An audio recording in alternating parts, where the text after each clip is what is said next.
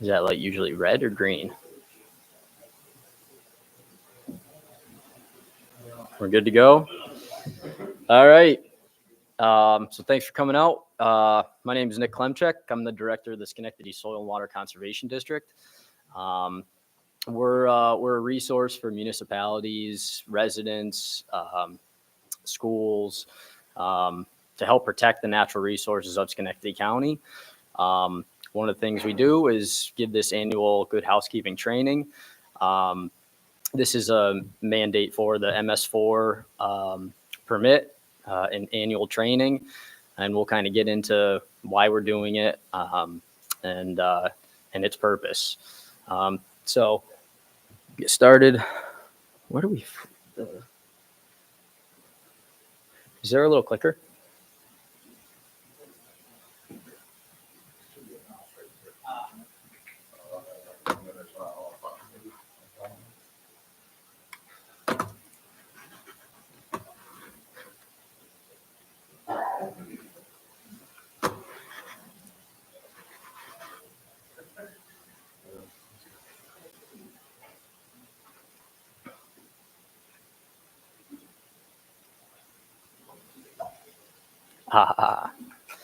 Yeah.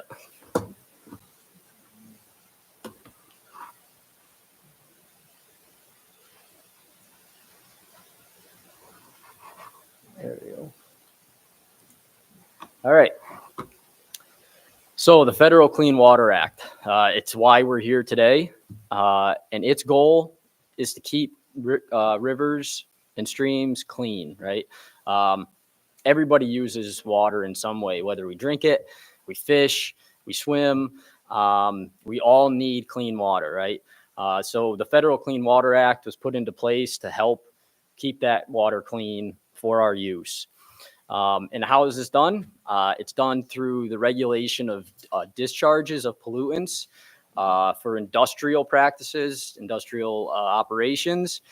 And it sets water quality standards for surface waters for urban, our areas and agricultural runoff.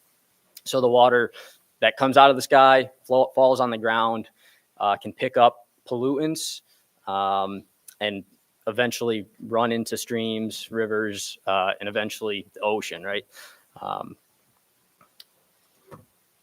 So stormwater management is mandated by the EPA, the Environmental Protection Agency. It's required by the 1987 amendments to the Clean Water Act.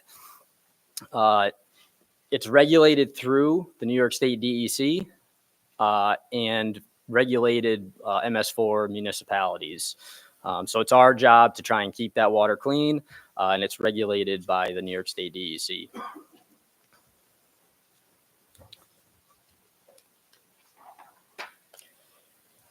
So what is an MS4 community?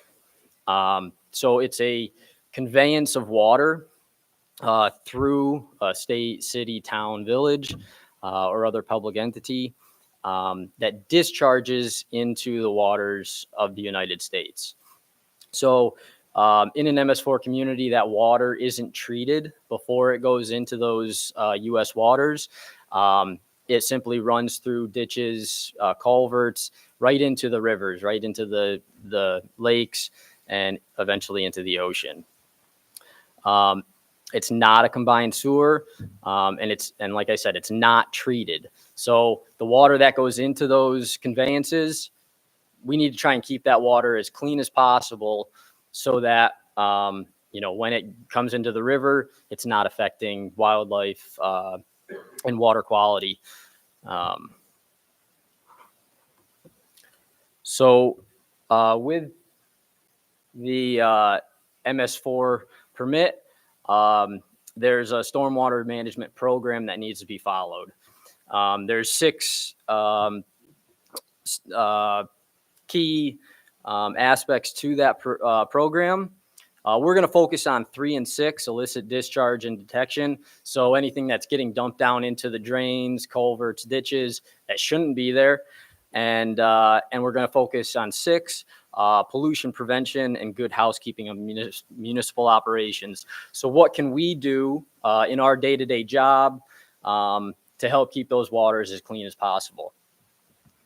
There is a public outreach and education portion of this that's kind of taken care of through the MS4 coordinators.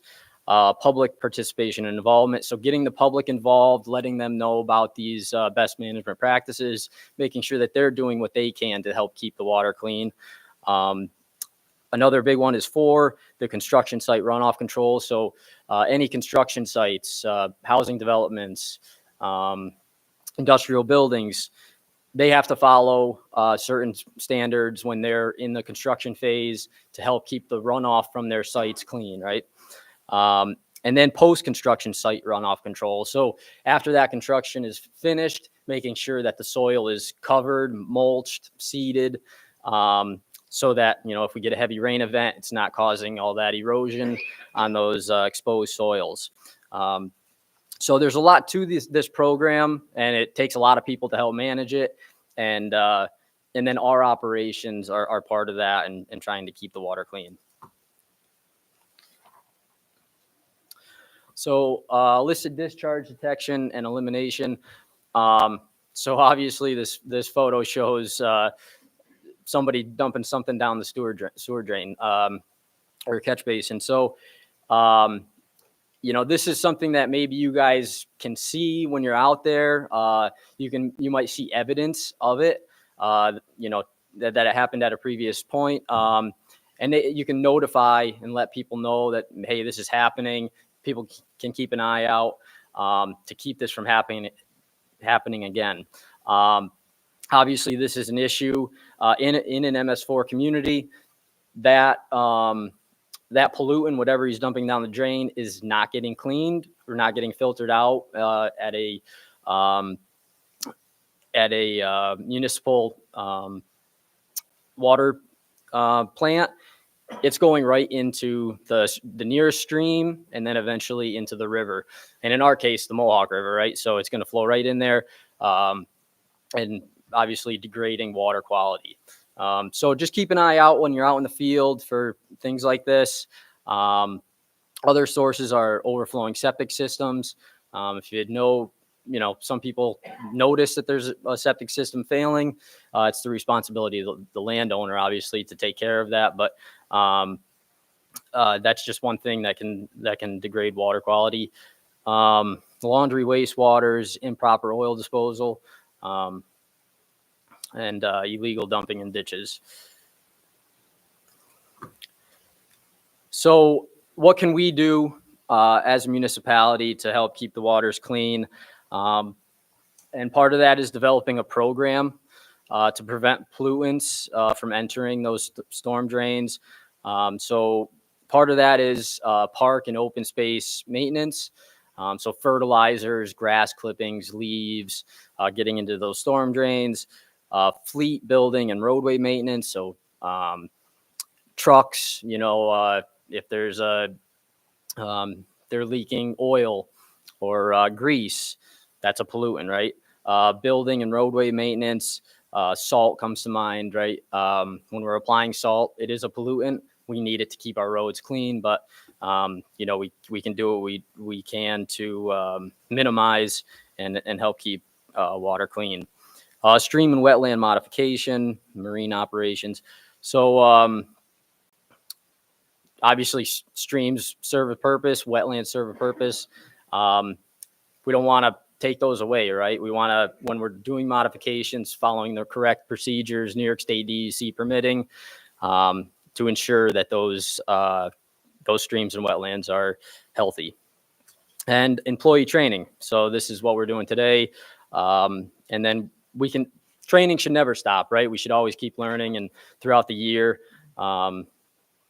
see what we can do better. So why is stormwater a concern? Obviously, like I mentioned a little bit here and there, it can cause significant environmental and public health safety problems, right? So it can kill aquatic life, fish, amphibians, and then we need to keep water clean for us to drink, right? So they say polluted runoff is the nation's greatest threats to clean water. And it's true. Algal blooms are a big problem, and that's caused by an excess of nutrients in a lake or water body. And that can come from us during our municipal operations day to day, or from residents, right? Or agricultural operations. It's a combination of everything. So we want to try and minimize that impact. Where does it come from? So any hard surfaces, rooftops, roads, impervious surfaces, right? So if we weren't here, all of this land would be soil, right? And all that water would filter down through. Some of it would run off during heavy rain events, but it would filter down through and actually they would get cleaned. So we have a lot of impervious surfaces, the roads, roofs, and that water runs off, picking up any pollutants on those surfaces. So, like I said, oil on the roads from trucks, vehicles. Driving here today, I saw an oil slick. It was 2 miles long coming down 147. That is all going to run off into the ditch and eventually make it down into the Mohawk. So another area where pollutants can get picked up is bare soil on lawns, right? If that exposed soil isn't covered with a mulch or is not heavy sod, it will pick up the soil and bring it down into the ditch, the river. And the picture on the bottom shows the difference between a mulch surface and a bare soil. And mulch serves a purpose, right? You can see on the left the water coming off of the exposed soil. It's cloudy, it's brown. It's because the water is able to have direct contact with that soil. It picks it up and brings it down. The mulch takes the brunt of that impact, right, and lessens that impact on the soil. So it has more of a chance to filter down through the soil and in turn keeping the water clean and keeping the water in the soil, right? That's the goal. We want to keep water in the soil, not running off into the ditch. So what does it contain? What does stormwater contain? There's many things. It can litter, right? People's garbage on a windy day, it blows around and it ends up in the ditch, right? And then when we have a heavy rain event, it gets picked up and heads downstream. Household waste, auto waste, like I said, oil on the road is a big one. Illicit discharge again, right? People dumping oil down the catch basin, that's an issue. Pesticides, herbicides, treatment of lawns is a big one, and we want to try and minimize that because it does run off when it's applied to in excess. It's going to go somewhere. If it's not going to be in the soil, it's going to run off and eventually into our waterways, causing algal blooms and that sort of thing. Yard waste, you may think it's natural, right? But grass clippings can contain a lot of nitrogen, which are those nutrients that cause those algal blooms. Leaf material can clog catch basins, not allowing them to do their job. Pet waste is a huge one, right?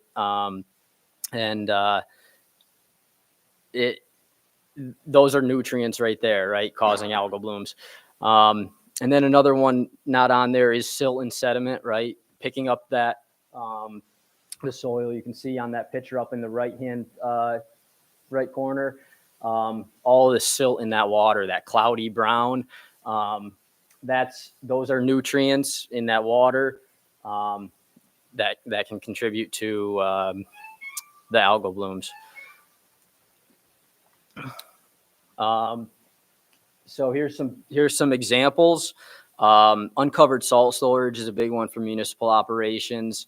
Ideally, it's undercover so that when we have rain events, it's not washing off down into the nearest stream. Here's a good example on the lower left corner of a construction site that's not very well maintained, right? There's a lot of dirt on the road. And when we get a heavy rain event, that is all going to run off into the streams.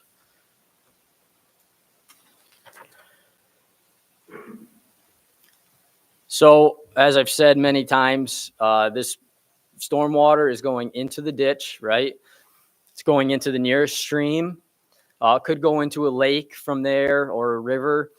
And in our case, it's flowing into the Mohawk, right, which flows into the Hudson and eventually flows into the river at the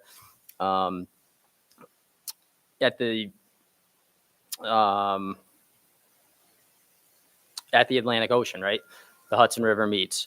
So it's eventually making it there, causing water quality issues in the ocean. So you hear about dead zones down in the Gulf and that, that is from stormwater runoff. And so we need to do our part to try and keep this water clean.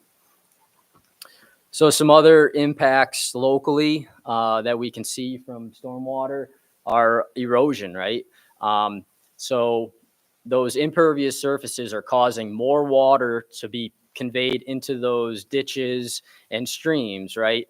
And all that water causes erosion on certain streams. That water, when it tries to take a turn, when there's enough of it, it's going to keep eroding that bank, eventually eroding roads. And in that, with that erosion, it's picking up all that sediment, right? And where does that sediment go? Downstream, right, with the water. So downstream, you can see on the lower left, this is an example of a lake at the mouth of a river. All that sediment is getting deposited into that lake, and it hits slack water, right? So that sediment isn't going to move through the lake. It's going to settle.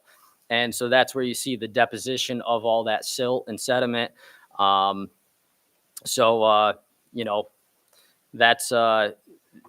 That's one of the big impacts. Here's some other examples. Road washed out from a heavy rain event. And then you can see the sediment or the silt in the water. Again, all of that silt is carrying nitrogen and phosphorus, contributing to degraded water quality and contaminated drinking water, right? We need to keep the water clean for not only the aquatic habitats, but for us, right? We need clean water to drink. So in our day-to-day, here's why we're here. What can we do to help keep this water clean, keep it in place, right, instead of flowing downstream? How can we do that, right?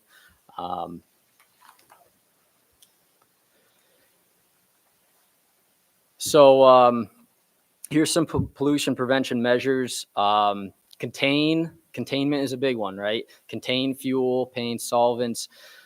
Any spills, contain them, clean them up as soon as possible. Install best management practices such as sanitary facilities. Install erosion and sediment controls. You can see the filter socks around the catch basin, keeping that sediment from going into the catch basin. It kind of filters out that water. The picture in the lower right obviously is not a great fuel storage location and maintenance. So we want to try and do what we can to eliminate those sort of situations. So some best management practices: spill response, like I said, clean up those spills immediately. Vehicle and vehicle equipment maintenance. So keeping on top of grease and oil changes, inspecting the motors to make sure they're not leaking oil or fuel. That's something we can do. Road and bridge maintenance when we have these construction sites, making sure that BMPs are installed to keep the exposed soil clean. hazardous waste materials management. We all deal with hazardous waste, oil, fuel, solvents. How can we manage those to protect water quality? Catch basin and storm drain system cleaning. So ensuring that those catch basins are clean, functioning properly is a big part of this. Street cleaning and maintenance, making sure our streets are as clean as possible, right? When we have those heavy rain events, it's going to pick up anything on the road and put it into the streams. So making sure we can clean those at the end of the winter, in the spring, and before winter with all the leaves and everything. And then road salt storage and application is a big one. Salt is can really degrade water quality, can kill a lot of aquatic fish and amphibians. So we want to try and make sure we're doing what we can and following application guidelines to keep those water resources clean. So the first one, spill response and cleanup. So when there's a spill, contain it, right? We need to contain. There's materials out there. You can see in the photos above, they're using an absorbent, a pad to help keep that spill contained.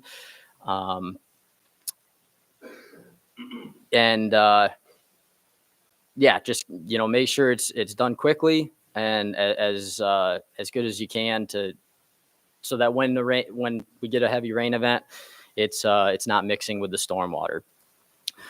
So what are some BMPs? First, properly store the materials, right? Containers can leak, they can fall over and spill. So let's keep them in the right place, keep them contained in their storage areas. Use secondary containment systems. Always keep those recovery materials, those cleanup materials, right there where those hazardous wastes are located, so that they're right there. We can clean up quick, and then provide an area to dispose of those things, right, and properly dispose of them. So they're not just left out in the exposed to the weather. And that a lot of this is in your buildings, right? And you probably have a proper way to dispose. But if you're out on the side of the road, truck breaks down, make sure those things are picked up. Obviously, this is not a quality containment area. There's some big issues. It looks like it's outdoors. And so when we get those rain events, it's going to take it downstream. So with those BMPs, there's always inspection, right? To making sure that they're functioning properly. And so a regular maintenance schedule to check those secondary containment systems, oil water separators, check containers for leaks. If there is outside storage, make sure that they're not located near a storm receiver, catch basin, or any outlets.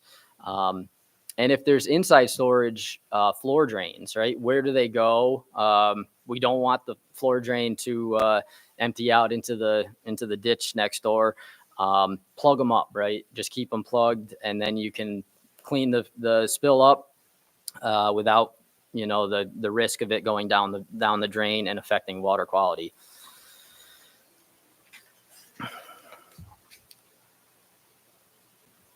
Some other maintenance, there's always maintenance involved in these BMPs. Pump out oil water separators, making sure that they're functioning properly. Protect drains, like I said, keep them covered. Clean out receivers, clean up spills immediately, and then have those, like I said, materials, those cleanup materials readily available and stocked, right? We don't want to run out of something when we really need it.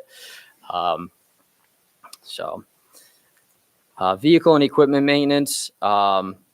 This is day-to-day stuff, right? We're always fueling vehicles, always maintaining them. So there's a lot of BMPs that can be implemented to help keep the water quality in its best. So what are some BMPs? Check for damage and leaks, right? And report them immediately, making sure that they're taken care of in a timely manner. Conduct maintenance indoors if possible, right? This isn't always possible. Sometimes the truck breaks down and you got to do it on the side of the road. But if that's the case, try and work undercover and try to avoid those pollutants, whether it's an oil leak, a fuel leak, from mixing with stormwater if it's raining out. Get the spill cleaned up as fast as possible again.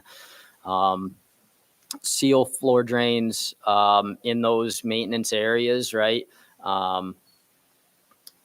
Single purpose use of vehicle bays. This helps for organization, keeping the proper cleanup materials in that location for what you're doing to that vehicle, whether it's an oil change or just washing the vehicle. Again, keep those spill materials readily available, and then proper disposal. Some other BMPs: install pre-treatment systems, oil water separators where you're washing vehicles in those vehicle bays. Never leave vehicles unattended while refueling, right? That's an obvious one. We don't want fuel leaking all over because the truck is full and we're not there to take the thing out. And it failed, right? It just didn't click off. Fueling should take place on an impervious surface, right? So it's not going to leach into the ground, absorb into the ground. It's going to contain that fuel, so then we can clean it up in the right way. And again, those spill response materials are critical, and have them readily available on the truck, because you're always fueling somewhere, right? Those loaders, bulldozers, they need to be fueled, and it's usually on the job site. So what are some maintenance procedures with this? Maintain a clean work area, right? Making sure that everything is readily available. It's neat and organized, so when you need it, it's right there. Use non-hazardous cleaners if possible. Repair and replace leaking containers, making sure that you're checking those. Use steam cleaning and pressure washing methods instead of solvent.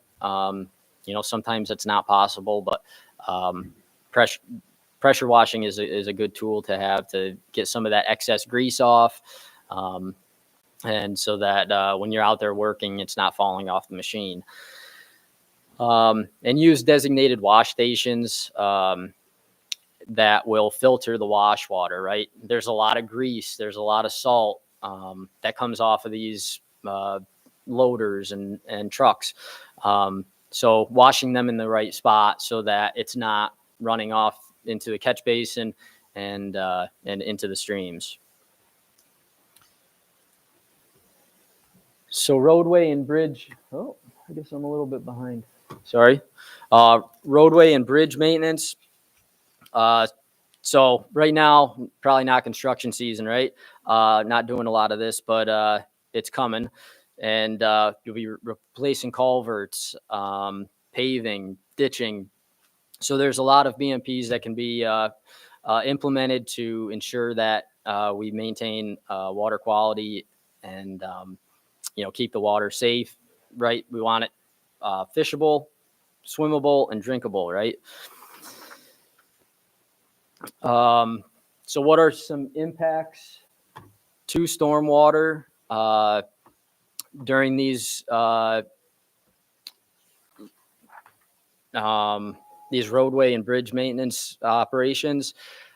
Sediment is a big one, right? Sand, salt, and soil on these construction sites. Particulates, dry paint, right? We paint roads every year, or contractors do, and when the plow goes by, it scrapes up that paint, right? And so it's all going somewhere. It's not just disappearing.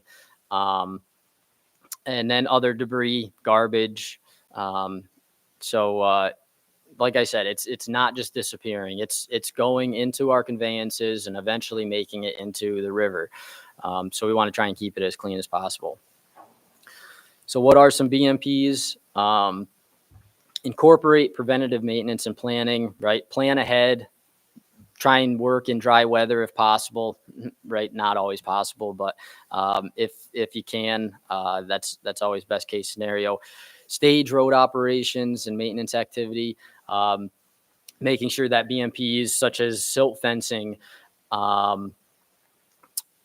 filter socks are in place so that exposed soil, when rain falls on it, it's not eroding and flowing down into the ditch. That silt fence might help keep that soil out of there.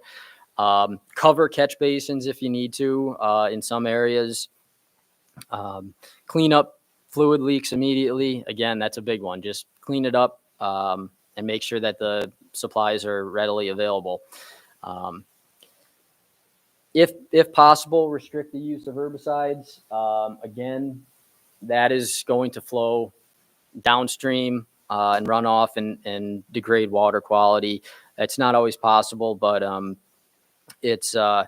there's certain seed mixes that can be used that won't grow so high, right? So you won't have to maintain as much. And mowing is a big one, right? Instead of treating, you can mow. So some other BMPs, sweep and vacuum roads and shoulders to remove the chipped paint, the pavement that has been plowed up in the wintertime, making sure that those are clean, the roads are cleaned in the spring. Maintain roadside vegetation. So we saw in the previous slides where the mulch on the soil really helped clean that water and let it soak in the ground. So roadside vegetation does the same thing, right? If we have exposed soil on the side of the road, that water is going to run off through that, it's going to pick up soil and other pollutants. Where if there's vegetation there, that grass is going to allow the water to filter down into the soil rather than run off. And plant salt tolerant species so that in the spring there's grass ready to grow there instead of some not salt tolerant species that may die because of all the salt that was applied in the wintertime.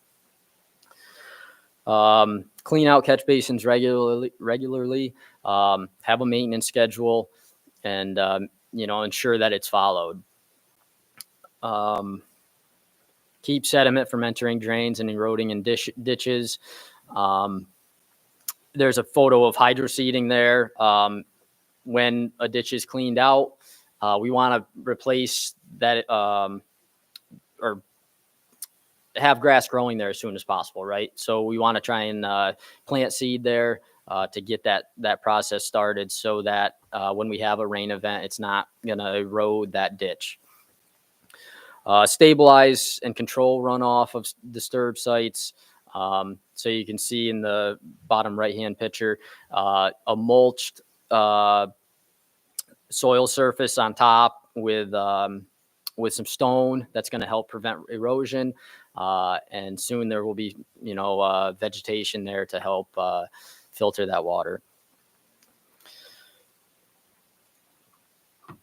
So hazardous waste and materials management. We kind of went through some of this, but it's important to keep these areas neat, organized, contained, right? Store them in closed, label containers. Store on proper containment systems, pallets. Cover the floor drains. Eliminate floor drain systems if possible. Pre-treatment systems, oil water separators. Make sure we're following first in, first out, right? We don't want to accumulate a bunch of household or hazardous waste materials. Use the least toxic material if possible.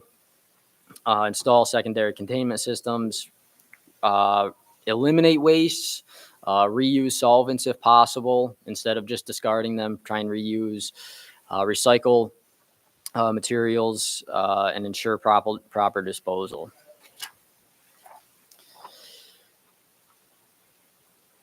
So again, everything requires maintenance. Try and look for and replace leaking, defective containers. Maintain the caps, covers on containers.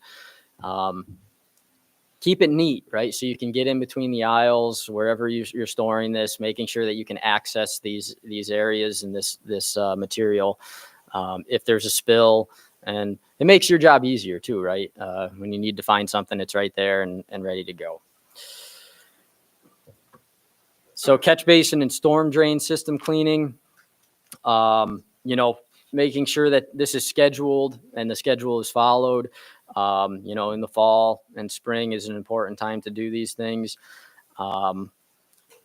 Making sure that they're functioning properly and conveying that water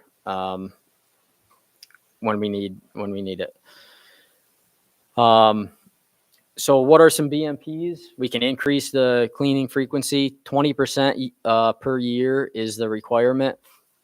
And this is storm drains and parking lot receivers, and repair and replace damaged receiving grates, right?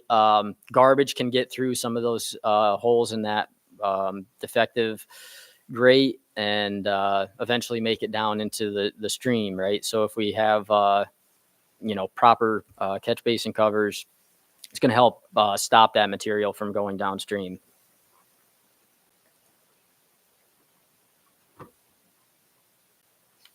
The photo is a good example of a ditch that is mulched, right? One, and it also has filter socks put in there to help slow down that water as it's coming down that slope. So the water behind the or uphill of that filter sock will help the water or the sediment to kind of settle out before it goes downstream. So that's going to ensure that we keep the water quality or the water clean, right? Again, seal floor drains where necessary, and establish the proper slope, right, on those ditches. We don't want something that's too steep. It's going to cause erosion. And again, reseed the ditch as soon as it's cleaned, right? We can hydroseed. The district has a hydroseeder that's available. So that's a best management practice to help keep vegetation there. Street cleaning maintenance. Sweep and vacuum at regular intervals or as needed. Consider shouldered roads instead of curbed roads, right? Those curbed roads aren't going to allow that water to go off the road. It's going to carry that water down to the catch basin and down into the conveyance, into the stream, where a shouldered road will allow that water to shed off the road and into the ditch, right? And possibly the water has a chance to absorb into the ground, and it will reduce the amount of water that's getting carried through that ditch, which could prevent erosion, right, on some of those downstream areas. And then again, maintain salt-resistant roadside vegetation so that there's always something living, right? Living vegetation is going to do a better job at allowing that water to filter down into the soil rather than running off. Some maintenance, again, sweeping and vacuuming for the salt and grit, the paint particulates. Fall sweeping is leaf collection, right? We want to keep those roads free of all those leaves to allow catch basins to do their thing and keep the leaves out of the streams. Dry sweep and vacuum in dry weather if possible. Temporary parking bans to ensure that access is available for both sides of the road. Maintain equipment, check for leaks and repair. and stage maintenance, road operations, right? Cover catch basins if possible. Making sure that these sources of pollutants are kind of looked at ahead of time instead of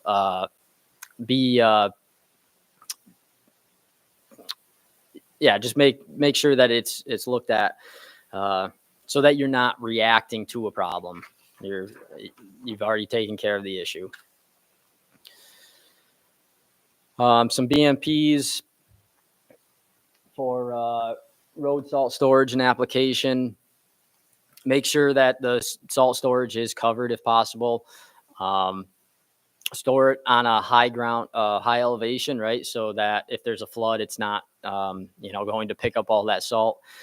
Calibrate salt spreaders. That's a big one for municipal operations, making sure that we're not applying too heavily. We want to keep roads safe, right? But we can do what we can to make sure that we're doing it responsibly. There are alternative de-icing materials, calcium chloride, magnesium chloride. They're expensive, and they can be used in certain areas, around the building and that. Obviously, road operations a little different, but maybe in the future there's something out there that won't be as harmful as salt. Reduce salt applications when possible. You see up in the Adirondacks a lot, low salt area. They're trying to keep their water clean, right? So it does have an impact.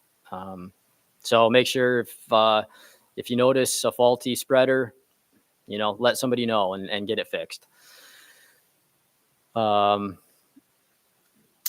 salt deliveries directly into the storage. Don't let them sit outside. Move them inside immediately. Again, calibrate spreaders, educate and train operators. So that's what we're doing right now, right? Salt does have an impact on water quality. And you can see the roadside vegetation that is affected by salt. And you're probably thinking, oh, well, we're not spreading salt way up there. Well, if you ever drive down the road and you see that cloud of white dust, when it's a cold winter day, that's all salt in the air and it's getting put onto the nearby vegetation, and in some cases killing that roadside vegetation. So proper application is critical. So if you can take a few things from today, it's we want to ensure that water quality is as good as we can have it, as good as we can keep it, right? It's for our kids. It's for our use. So what you guys do out there, just keep an eye out for some of these illicit discharges, some of these BMPs that you may be able to implement to ensure that we can keep our water clean. And it's for us, it's for our kids, for the environment. It's good stuff, and we got to do what we can to keep it clean. So, any questions? All right. Thank you. Do you have a sheet or no? I don't. Okay. Probably follow up with your supervisors. We'll send a list of names if you want. Okay. All right. Thank you. All right.